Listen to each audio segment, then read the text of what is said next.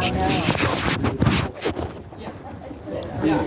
So, welcome everybody. Can you hear me okay? I'm going to try to use my teacher voice. I'm Susan Patti, and I'm one of the 6 owners in this place. We purchased it in June of 2021, and we're just so grateful that we have an insurance with the community, and that's the plan going forward. So, we are scheduled, I think, for like an hour and a half, about 6:30, and I don't think it'll be dark, but hopefully it won't pour rain. But we'll be inside and outside. And I want to introduce Ellie Hinkle. And Okay, right here. Hello. You want to say a little about your role? Sure. So I am the Director of History and Archives. I've been here since, it's been almost exactly 3 years. So I came on in September of 2021 and was helping oversee the crew cleaning out all of the buildings initially and making decisions about what things should be kept, what things were salvageable, things like that, because there was a lot of trash here. There was a lot of really cool historic stuff that was completely molded through that was, past the point of being able to save it. So for the first few months in the role, I was here 45 hours a week with a crew, just getting my hands dirty and literally digging things out of the dust and the dirt and the mold. And since then, I've been working with a team of volunteers and kind of cataloging and sorting and organizing all of the stuff that we have from here, because there is a lot of it. Yeah, so we'll be tag teaming on the tour. And we have Isaac and Cassie, who do know quite a bit too. So if you want to talk to them along the way, Isaac's going to keep up the rear. We do not have any power, water, heat, air conditioning. Never did have that. But so we'll have some lights when we go into some areas. Is everyone in this group is able to move around downstairs and things? Good. So. Just as there's so much history to talk about this place, but Ellie will tell you the long ago history, and I'll tell you a little about what our group has been doing. The 6 of us, I think 4 of us are natives of Colorado Springs, so have been around for a long time, all around my generation. And when this was for sale it closed as a nursing home in 2020, in February of 2020. So it was shut down because they had some infractions and had to move all the residents. About 100 people living here. 100 people living here at the time, and in I think 5 days they had to move them all somewhere else. So that was an urgent situation that required the focus on that, and then COVID happened, and so they never came back. So there was really a lot of stuff sort of everywhere. And some of it was recent, some of it was from the very beginnings in the 1880s even. So there's a lot to sort through. But when we were able to pull this group together, the main reason for that is that there are no historic designations on this property or this building. And so we were really concerned that there's some buyers in the wings that were looking at just being able to bulldoze this building and be able to use the property for building something else. And we felt it was really important that we maintain this historic structure and the history of it. So that's what we've been doing for 3 years, and we'll probably do for another 30. Well, I'm too old to do it for 30 more years, but it's we really want to make it a project that will last for another 130 plus years that it's been here already. So one of the good things about not having those designations, though, is you can do a lot more with upgrade modernizing. So that will help. But we really expect and plan for it to look like it does in a lot of ways. It's a lot easier to learn about it as we walk around. So, but I think it's important to find out, are there any things people want to know about or curious about as we go, so we don't, just pass something by? And you're welcome to speak up at any time. Anything anyone wants to. How many acres does this property 26 acres is what we own, and it goes, Union Boulevard is named that because it was the International Typographical Union that They were going to call it, it was Main Street. Yeah. It was a dirt road. There was nothing else out here. And then in the 1920s, apparently there was a mistake made and somebody had put another Main Street in town. They were like, oh, I guess we should rename that dirt one. So they were going to call it Union Printerstown Boulevard, and then they thought that's way too many words. Let's just stick with Union. Yeah, but when you think about how far this road stretches through our community, but it was because of this place. And just while we're out here, the clock tower, Ellie will probably tell you a few things about architecture and things, but the clock tower, the clock has been set permanently at 8 o'clock since they put it up because, well, not since they Not put it up, but since since then. really early. yeah, because the International Typographical Union was one of the key unions pressing for the 8-hour workday. And so that's why it's such a, never worked as a clock, I guess. It did it in the very early days, I think, yeah, because they were open for 14 years before they achieved the 8-hour workday. So, yeah, it was a working clock in the beginning, and then. So Ellie is also a native of Colorado Springs. Had just come back from doing her master's work in Archives management. Archives management. Very fortunately, we heard that she was available and ended up hiring her. And now I say she's the world's foremost expert on the International Typographical Union, the Union Printers Home, and a lot of other things that she's uncovered and discovered over 3 years of full-time working on it. So you can ask her almost anything. My grandpa was a printer in the 30s, and I'm not sure I understand. We would format cast the letters, and then set the letters in a type tray, and then run newspapers. And then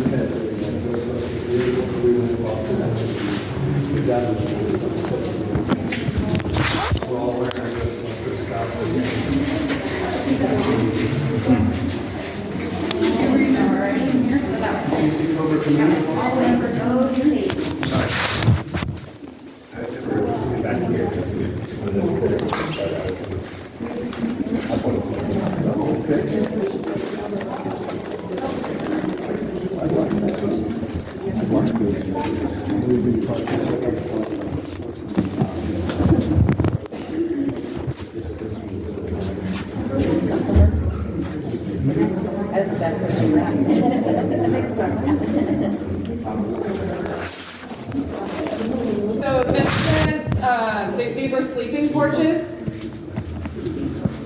These were sleeping porches that were added in 1914. So behind you all here is actually the original exterior of the building. Unfortunately, at some point they painted over the stone, which is pretty tragic because it's beautiful stone. But yeah, so these were used for kind of the open air treatment of tuberculosis. One of the really cool things about the history of this property is that it sort of chronicles the development of what were considered the best practices at any given time for tuberculosis treatment. So you see, in the earliest days, you see tuberculosis tents. We had about 20 of those that used to sit south of this building, and then there was a pavilion that was added that had all screened-in sleeping porches, and then they added these to have more of that up in the main building, and then later on you see more of a traditional hospital feel, which is what the south building is out there. That was the sanatorium and hospital. It's kind of hard to see over the plants, but we'll see it when we get outside. That was, by the 30s, obviously treatment for tuberculosis was very different once they had better medications versus in the early days when it was like, well, you just got to get some fresh air and drink lots of milk and hope for the best. But so this is one of the iterations of that kind of chronicle of tuberculosis treatment evolution. So yeah, we've got this one, and the 2 stories above us also have the same kind of thing, and then the very top level is sort of an open balcony kind of thing, which is actually in the bottom photo that's on this door. You can all see as you're leaving, there's some gentlemen sitting out on that upper level porch. Read in the paper, following along, some of you were at some of our other events, but we are actually off the charts on here finally. So we were trying to go through zoning and all the permissions we needed to be able to development. And so we are, and I think this just shows a little bit about how much we're trying to preserve the view corridor of Pikes Peak, and also the building from, looking from the park and everywhere else. It's really a central location, as we all know, so there's a lot of opportunity to have people coming from all over, but we're working a lot with the neighborhoods of Mill Street, Nob Hill, that way, Hillside, and K-Land, which is named that because Kmart was there. And actually it was part of this property before. Yeah. So it was actually built on the Printers Home property, the old Kmart on Airport and Circle. That was the furthest extension of the property. So the way we got to these renderings, which just kind of give you ideas of what might happen, because we don't know exactly how we'll be able to do it overall, but I think we are trying to really get a level of quality of life and quality of experience here, so that everyone that comes has an opportunity to enjoy the outsides and a lot of the inside of the buildings without having to purchase anything. But if you want to get an ice cream or a coffee or a dinner or go to a show, that's what you or play in the park. That's the idea. So we've engaged a company called Sasaki, which is headquartered in Boston, and they have an office in Denver. And we worked with them for 18 months. Ellie was part of that process too, of really just having them hear from us, what do we care about in this place, what do we care about in our city, what are we trying to do to make it a really community-oriented place. And so this gives you a sense of a potential outdoor space. I'll leave these out. There is a lot of new build, but we're really trying to keep as much open and be able to have people feel like it's still like this health. Holy Grail, as we call it, is a book that is full of newspapers and magazines from all over the country about the dedication of the home in 1892, and it's about that big, full of newspapers. And then beyond that, we have all of these leather-bound books that have the admission and departure or death records for every person that ever lived here, and visitor logs for everyone who ever visited. And those are also big, sizable bound leather books that are all just incredible resources. And so will you have some part of this boutique motel that would be like a small museum then? That's a good question. Yeah, obviously everything is still. The place will be a museum. Yeah. That's kind of what we're looking at. It'll be a distributed museum, but probably some specific areas that will be. So you can see history everywhere. Okay. Yeah, because you'll see when we go downstairs, where the whole walls were filled with all these incredible photographs of the now. The way, but as we're going by, and I'll open the door, right across the hall out here when you come out is a room that I set up to sort of represent what some of the bedrooms would have looked like back in the day. We found all of the furniture for it here on the property. A lot of the rooms on this first floor weren't bedrooms for most of the history. They were sitting rooms and parlors for a long time, which you'll see a photo of on the door. Then they were converted to bedrooms at kind of the height of the property, and then later on were sort of multi-use rooms. They would sometimes set up little like shops in them for people to do a little like downtown bazaar, which is also why you see the little awnings and stuff over the doors in the hallway here. So I'll open up the door that'll be right across the hallway, and then we'll head downstairs.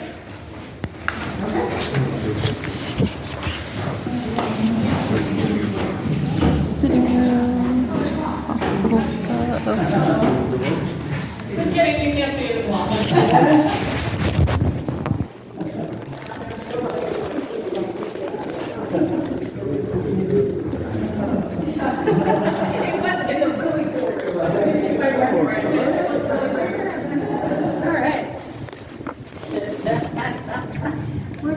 Turn that light on. Let's get some water.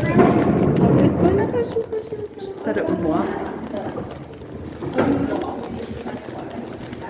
Yeah, the door is locked, and I don't know what key. Oh no! I'll have to Cassie, would you mind coming and just standing in the middle down here, and I'll go the rest of the room?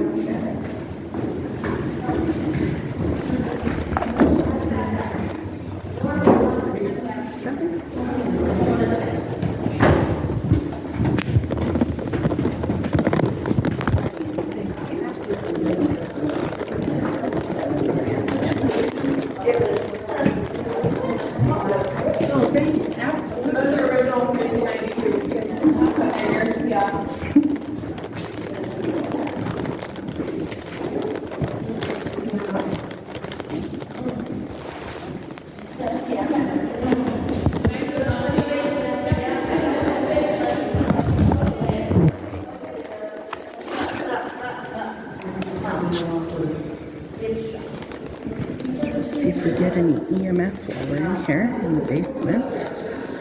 One of the lower floors. Yep.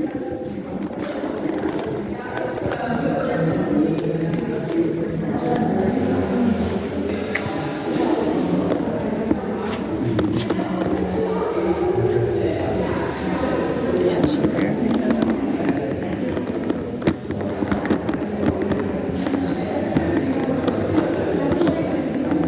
Little old, little dusty. Kitchen area.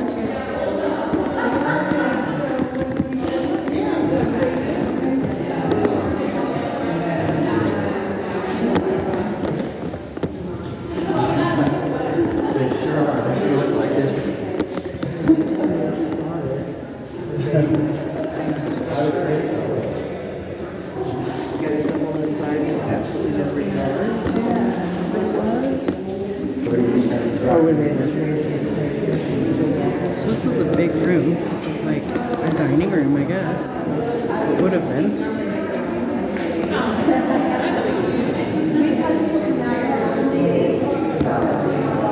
Not a lot of activity. Wouldn't expect there to be much.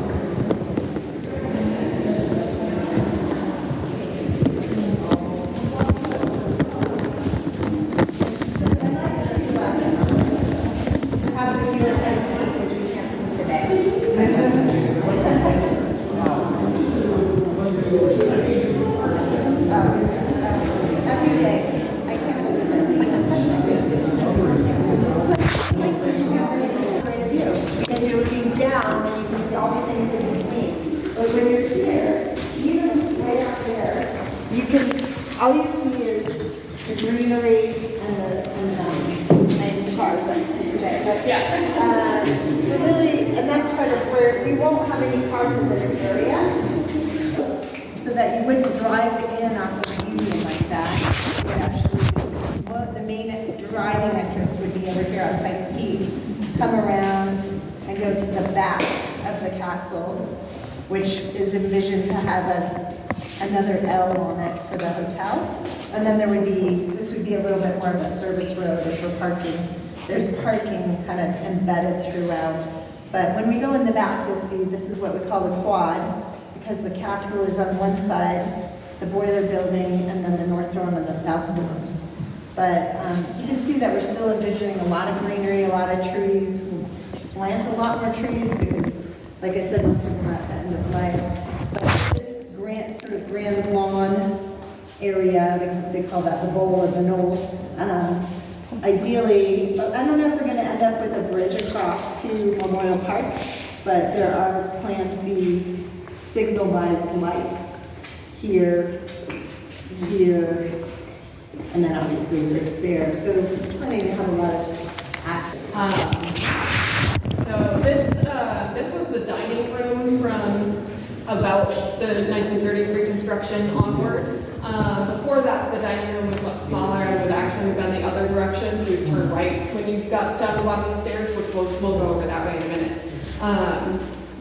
But yeah, and then they had to expand because the original dining room was meant to seat, 50 people at the most, and obviously they needed a little more space by the time they had 400 people in here. And before we go that way, you want to talk about the welcome to the and what they were talking about.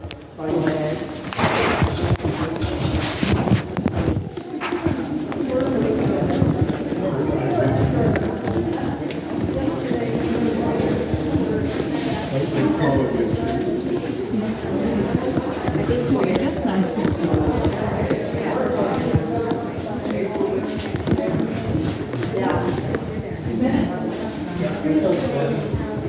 This was the VIP lounge.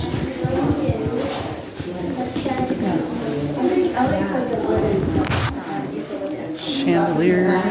That's pretty cool. Can't beat that. It's like crystal. Wood paneling everywhere. This is really cool.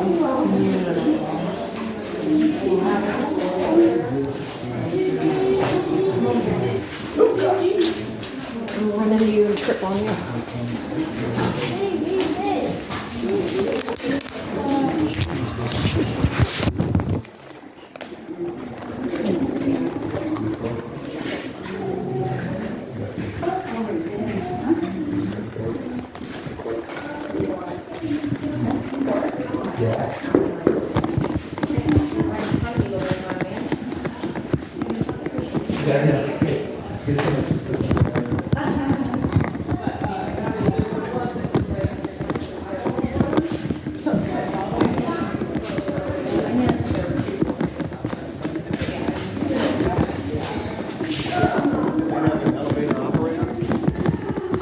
I would assume so. I haven't found documentation for it, but I mean, it was 1915 that they put in an elevator, so I'd assume In early New York on City, they all had operators. Because right. Yeah. So do you want to talk about the mail? And then the kitchen would have been back up here.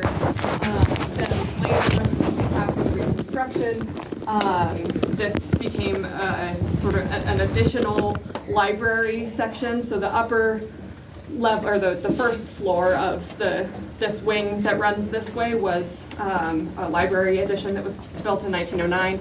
There are a few pictures of it right here on this wall that show that library upstairs, and this was kind of the annex of the additional library books. And with that, there also came these little areas over in the turret area. So the section with the sort of gate in front of it was actually the mail room, or the little post office. So all of the residents would have their mail delivered there, and then they would either come and pick it up, or they would have a resident who was employed as the mail carrier who would take the packages and letters all around the property to the different people who may not be able to actually get over here to pick up their mail.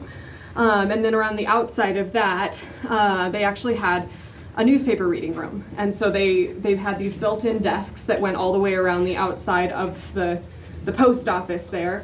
And they would have had big shelves on the walls all the way around with newspapers from all over the country. They would bring in about 200 newspapers weekly. And So people could just come in and read the newspapers from their hometown or the papers they used to work on, or anything like that. And of course, before all these windows were broken, there was a lot of really great natural light in there. So we do have some fun pictures of printers in the 50s and 60s all sitting around there reading their papers, and yeah. How many boiler rooms are there for a building this size? Just one? Yeah, there's one boiler building, and it's got some big boilers in it. Well, I don't We'll know go if over there. Okay. Yeah, we'll go. Yeah. We'll go there in a second. That's a surprise. So, yeah, so we're gonna go down into that dark room there. The spooky surprise. It's not spooky. It's actually, this is my favorite room on the property. We're all numbered. So those are the only pieces we have left from the original library. From 1900. So you'll see it says Cummings Library on this side. That was the name of the library. It was in honor of one of the original Board of Trustees members, Amos Cummings. And unfortunately, we don't have all the rest of them. So we're all these pictures. There were hundreds of them. This is all of what's left.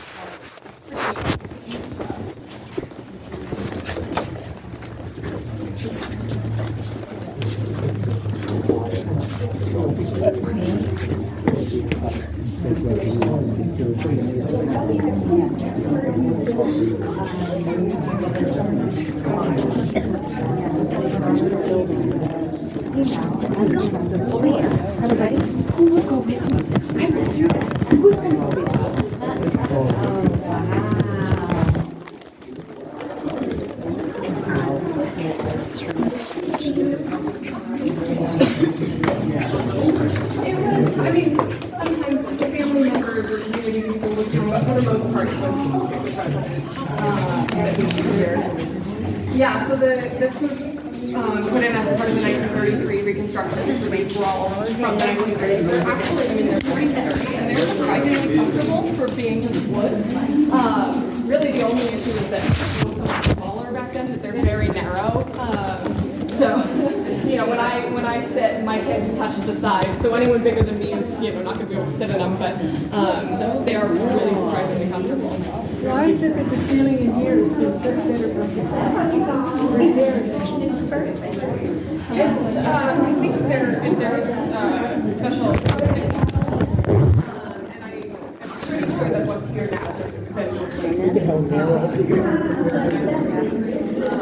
See if we get any readings.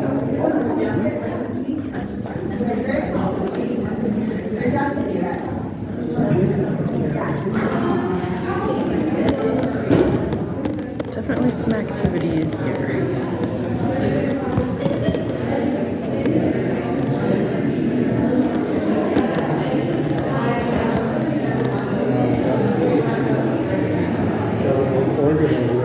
Right? There's so much old stuff in here still.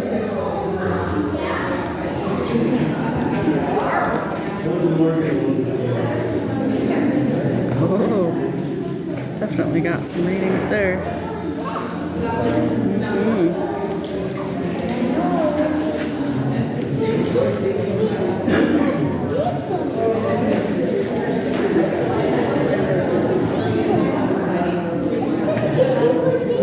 Very strong in here. Sorry. You're okay.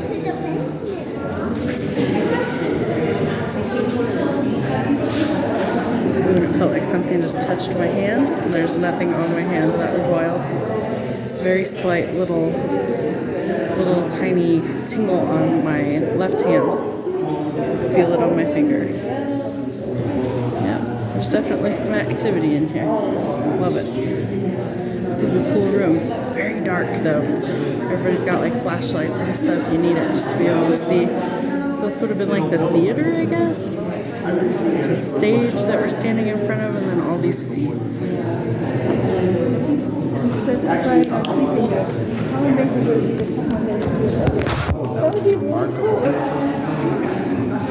So we're sitting in one of the chairs here. They're made of wood. Turn my light on. They're all wood.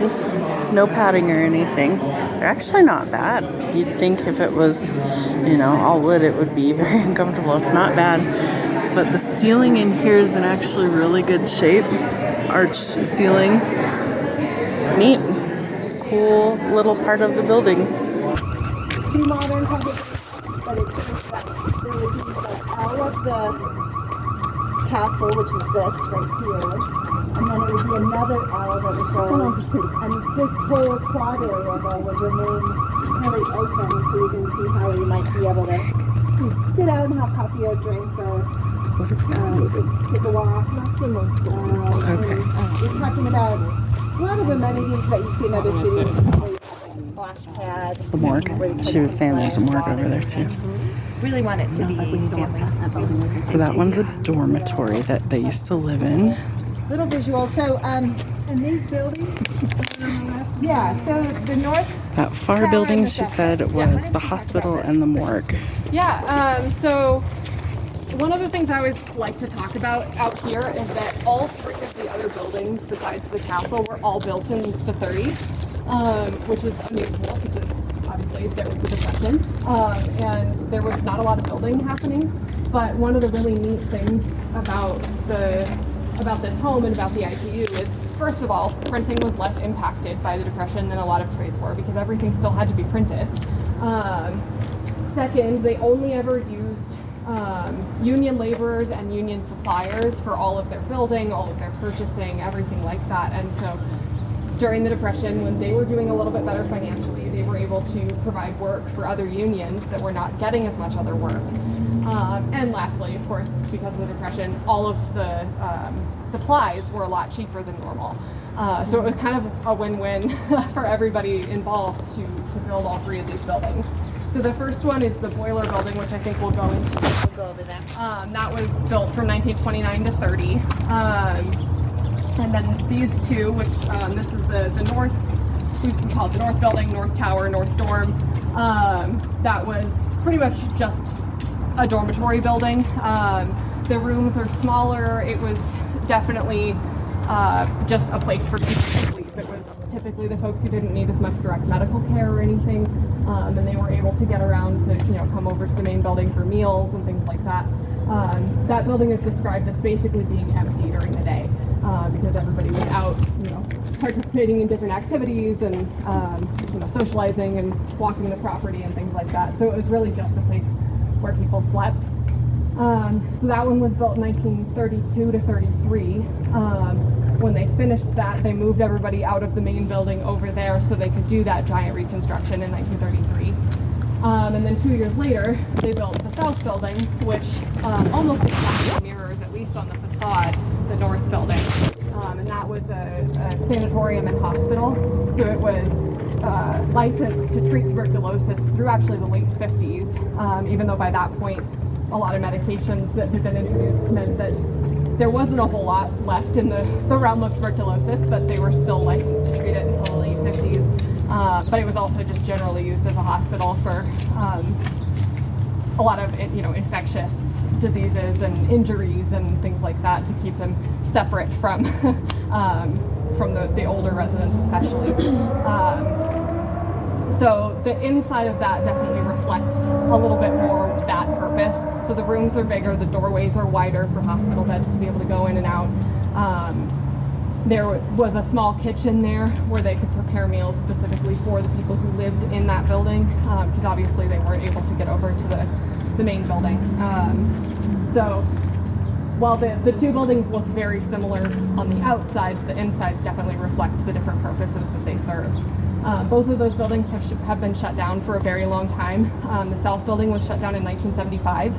So it's actually been now closed longer than it was in use. It was only in use for 40 years. It's now been closed almost 50. And that was because it wasn't up to code as a hospital anymore, and they didn't have the funding to be able to meet the code, so they just shut it down. And then same kind of thing happened around 1990. The north building no longer met codes for being a nursing home, which was at that point a lot of who was here were mostly just nursing home residents, and so they did the same thing, they shut that down. So both of those buildings have been closed for a really long time, and the insides definitely show it. Yes, there was a lot of stuff stored in there, and by the time we got it, there were a lot of raccoons. Yes. So, yeah. So I think what we'll do, because we have about 20 minutes, and we still want to go over there and talk a little more maybe on the outside. Sure. On our way back over. Yeah. And answer questions and everything. So as we're walking through the quad, take a minute kind of by the gazebo and be in the middle to get a sense of, you know, why we call it the quad. And how cool it is to have these two buildings. We are really, really hoping to preserve them. They're a little more debatable whether they're preservable or, well, how much money we have to balance how much money we take with what you can do. But I mean, at least we're hoping that at least we get to maybe preserve the facades or something where you keep that feeling and know that they were there. But but there's also a lot of history on this property of buildings going up and down. We don't want to be the ones taking them down, but we're going to do our best to keep all of these as well. And you'll see the sleeping porch. The reason I like to go in there first is you get a sense of how cool it is inside, and then you see the outside with the 1960s facade or whatever. You know, the concrete work actually is original from really early, but because they have replaced the different panes of windows with all different shades and everything, it just looks really disjointed and ugly. But it actually looked much prettier when everything was sort of all the same and all that. So. And I was surprised to find that the gazebo's actually pretty old too. It just looks newer because of the roof. Yes, the roof, and they painted it. But that was actually sort of seating area that was in between the croquet courts. Yeah. Don't need any more raccoons, right? Yeah, I know. You know, it doesn't matter what we do, they find ways in. They sure do. Crafty little guys.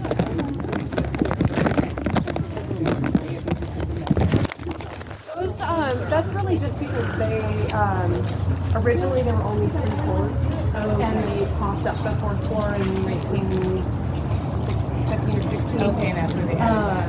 So yeah, it got a little funky in there. But.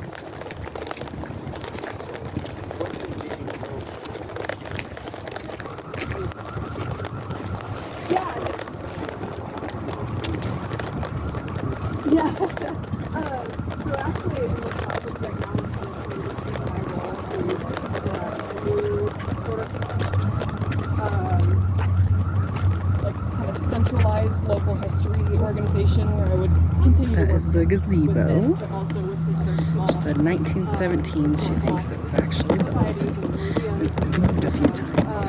that we're actually just working now on getting that created.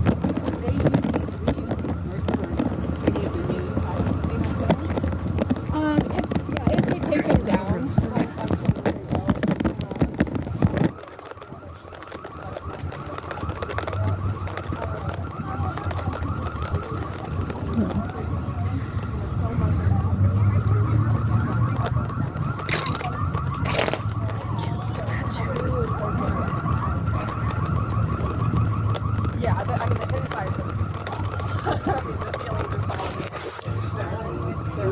This big building was the hospital and the morgue.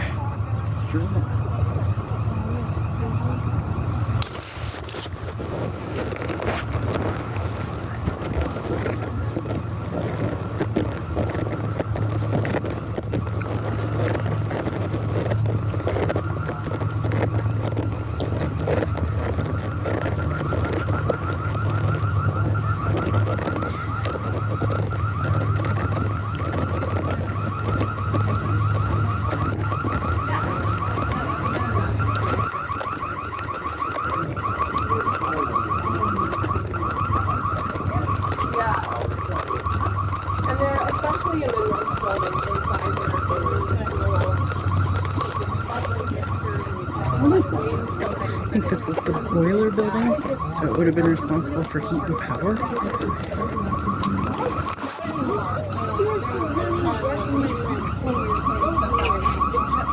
swear they were multiple because we were thinking about all of that. In where? The other building? I do. We're talking about the morgue. They're like, I don't know if I want to go in there. I said, I do. I do. Holy cow, this room is huge. Wow. Welcome to the boiler room. This is the laundry. This super high ceiling is actually a full room upstairs. That was the laundry. You can't do it today because the stairs are kind of windy, but they actually, I didn't talk about it too much. There's a tunnel that goes between the main building all the way across, down right under here. And so that was used both for the heat and the water and electricity, as well as the carts that they used to put the laundry in and then took it up. There was the elevator worked when we first got here, but one of our cleanup crew got stuck in there. So I was there that day. It's like, time to stop using anymore. Yeah, we're done. But we saved a lot of cool things that we have in the archives of old oil cans and different things like that. So we're really hoping to just bring a lot of things back in once we get it done. We had a hospitality group in here yesterday looking at it as potential for doing restaurant, brewery, something like that. And they were so excited. They said, as much as possible, you just make it in code and help, you know, you don't do anything other than clean it up. So that's the goal. But one of the visions for this is that we actually don't keep the outsides of this building so much, but kind of take off the outsides and keep this inner part around it. So that's what's visualized here, is a food hall and a brewery. And then this bottom one is actually potentially what they call a winter garden, which would be inside between the new build and the old build of the castle. What we have keep telling everyone is we live in Colorado and we have hail. So you're gonna have glass ceiling. But they're new materials these days. So anyway, this is a really exciting part of the project that we didn't even know existed. In fact, before we bought it, no, I think only one of the ownership group had even been in here. I'd never been in here. I didn't know it existed. I just saw the windows outside. I thought, oh, those look kind of cool. Because we ended up buying it, and we heard about it on Memorial Day, the Thursday before Memorial Day 2021, and the closing had to be on June 30th. So we had to get the ownership, we had to get the investment group together and that and purchase it. So we didn't have a lot of time to explore. We just what we joked about is we held hands and jumped off a cliff. And You're still falling. Yeah, we're still falling. We're going to be falling for a little while. Yeah, so this is one of the really special places I think that will be cool to visit, and I hope most of us will be here in 5, 10 years, 15. We'll call it 15 just in case. We generate the hot water and the steam and all through the property. So it's all in the ground, but put these canisters. They look like canisters that slide into a house. Right. So the boiler is broken up into different shells. And so The way it was described to me by somebody who worked here previously is that those are actually the tip of really long tubes that go all the way through. And then underneath there actually you can see little doors for the coal. So the coal burning kind of stoves underneath would heat the water in those cylinders that go all the way through, and that is what creates the steam power essentially. you can see it through here. It goes all the way down to the tunnel. So what goes in there? It's really creepy down there. Is it? These are the, This is the tunnel. Yeah. And that's where they would put the. yeah, that's where they put the coal right in those tubby things. Oh, I see it. These would have been your winter boilers, and that would have been your summer boiler. Ah. This is smaller.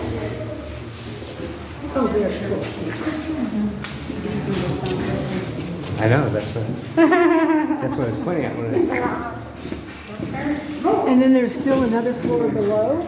I know.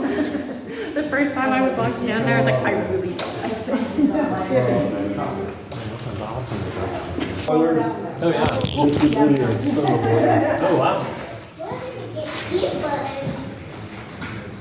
You don't need that much heat in the summer. That makes sense. Yeah. Sure you do.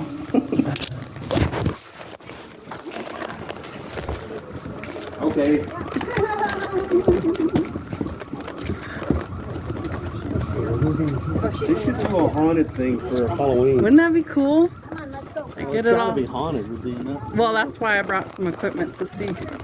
With the number of people that died here. Yeah, that's my thought too. If you ever go to Evergreen Cemetery, Mm-hmm. the section Been there many dedicated to this is bigger than this whole property. Yep. Are you picking up anything interesting? In the, what room was that? The like auditorium one, it lit up all the way to red. Felt like something touched the back of my hand. Right on. In here, just a little bit, like to the orange. Okay. Outside, not as much, which I would assume, you know, but Sounds like little great. bits. So sometimes it's just fun just to see if it does anything. Yeah. That's why they should let us go in there. I'm really wanting to get at least close to it. Could we go just to the staircase right there? Hey, Isaac, could I just walk into the staircase? Not like go inside or anything, but just outside on the stairs? Okay. Right. So this building, Some of the trees at the base, the nurses would paint little fairy doors. Oh, really? Little, like, colors. Oh, that's cool. all right, we're gonna see if we get anything on here. A little bit of green flicker. Yeah, this building, I just, every time I walk near it, I just, Get the heebie-jeebies. I do.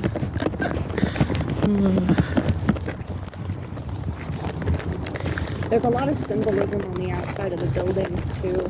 I couldn't tell you, but in the one course he was pointing at certain things that have different meanings. One of them looks like Freemason stuff. Maybe not. Yeah, right.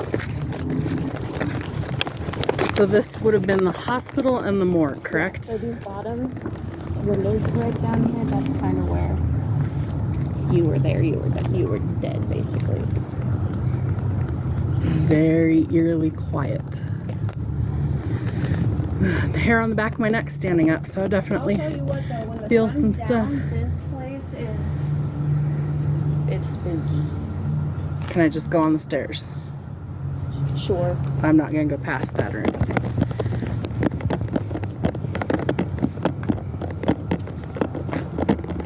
You know the pictures on the door? There is a lot of symbolism, even with like here, where those they would light up.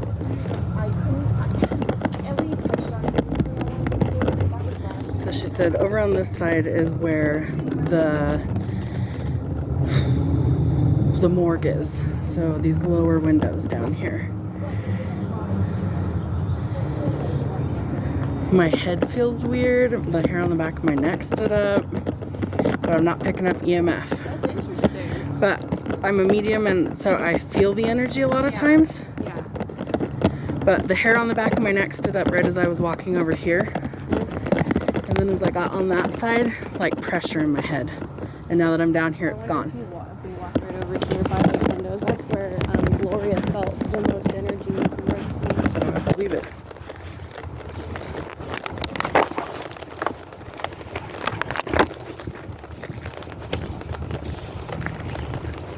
And this hasn't been in operation since the 70s or something, she was saying? 50s. Okay, so long time. Are we setting off alarms? Yep. Oh.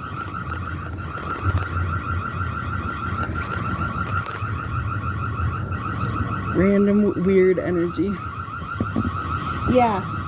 Like I feel things in other buildings. This one is just, it doesn't. The creeps? It's different. Yeah. It's like a heaviness. Yes, exactly. Which makes sense, you know, if that was the people's final spot on the property, then you would feel that heaviness, right? 100%. Yep, got chills. Yeah, I know. And it's not cold. Look, I have goosebumps. Oh. That's how I always know they're around.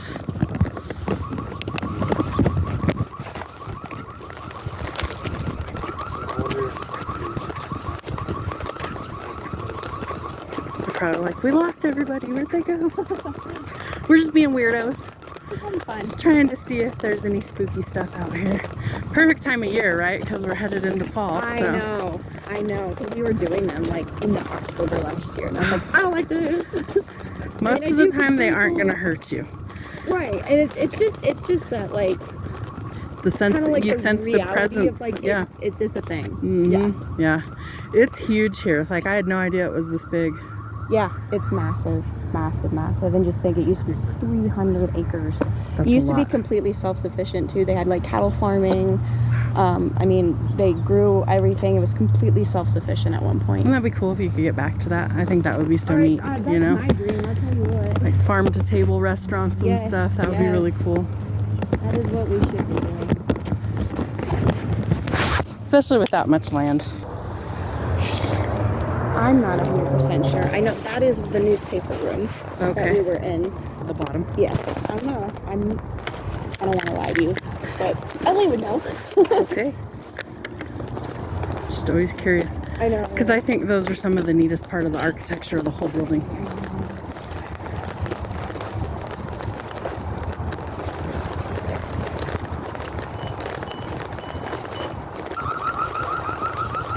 Those things go off all the time, don't they? Yeah.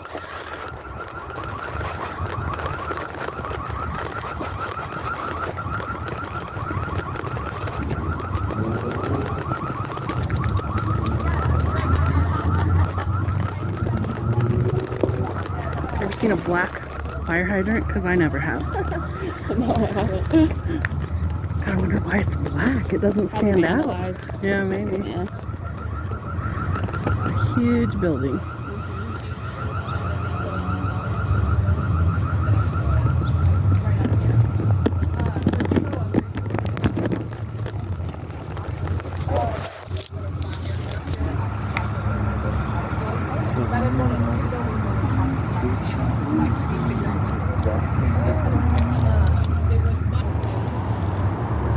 I'm not sure what this little area was. It probably had water in it at one point.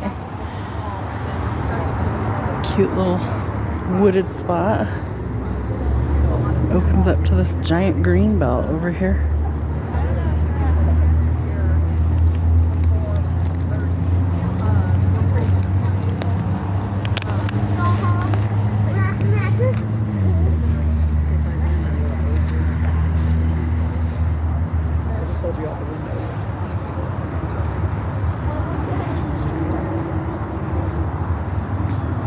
The castle is massive.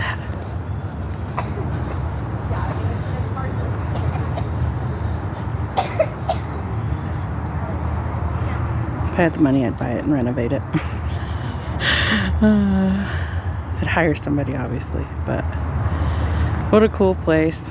Very glad I came on this tour tonight. I think we're just about done, so we'll be wrapping up shortly. So I've been working with a photographer and a videographer. Got partway through this building, and you know, it took us 4 hours, and we were like, all right, we got to come back another time. We all need to use the bathroom. And, Think about all this, how the research you were doing to try to find when they tore something down. Right. And if somebody would have taken pictures of that, how much that would have been. Yeah. So, wow, that's great. Yeah. I mean, my hope is that someday you'll be able to walk into a room and see, here's what this space looked like in 1892. Here's what this space looked like in 1933. Here's what it looked like. All right, my lovelies, so we are done with our tour. I'm going to head home now. Did happen to talk with one of the people that was doing the tour, she's going to ask to see if we could do a private paranormal investigation on the property. That would be so cool because she's one of the historians on the site. So we'll see. Fingers crossed. Hopefully they'll let us do one, and we'll see you guys next time. Have a great week.